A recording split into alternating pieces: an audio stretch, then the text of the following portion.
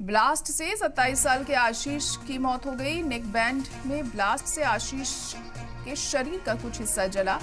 जख्मी आशीष को लोहिया अस्पताल में एडमिट किया गया। घरवाले जहां डॉक्टर ने आशीष को मुर्दा करार दे दिया, जब उसे अस्पताल ले जाया गया तो नेक बैंड में ब्लास्ट की इत्तला मिलते ही मौके पर पहुंची पुलिस।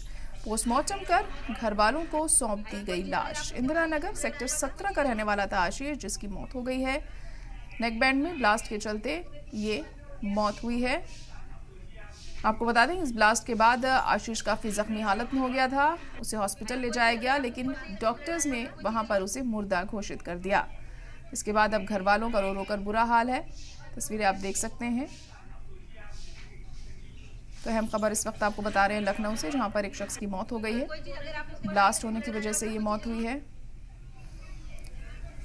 27 साल आशीष की उम्र बताई जा रही है, जो अब इस दुनिया में नहीं रहा। नेक बैंड में ब्लास्ट के चलते आशीष के शरीर का काफी हिस्सा जल गया था और वो झुलस गया था, जिसके बाद उसे लोहिया हॉस्पिटल में लेके गए घर वाले, लेकिन डॉक्टर्स ने वहां उसे मुर्दा करार दे दिया।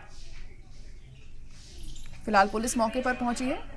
पोस्टमार्टम कर घर वालों को लाश सौंप दी गई है। इंदिरा नगर सेक्टर 17 का रहने वाला था आशीष।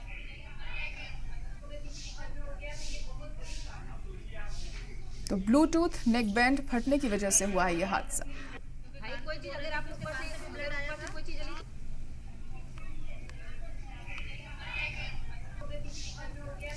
तो लखनऊ से इस वक्त की बड़ी और अहम खबर आपको बता रहे हैं, जहां पर एक 27 साल के शख्स की मौत हो गई है। ब्लूटूथ नेक बैंड में ब्लास्ट होने के चलते यह हादसा हुआ।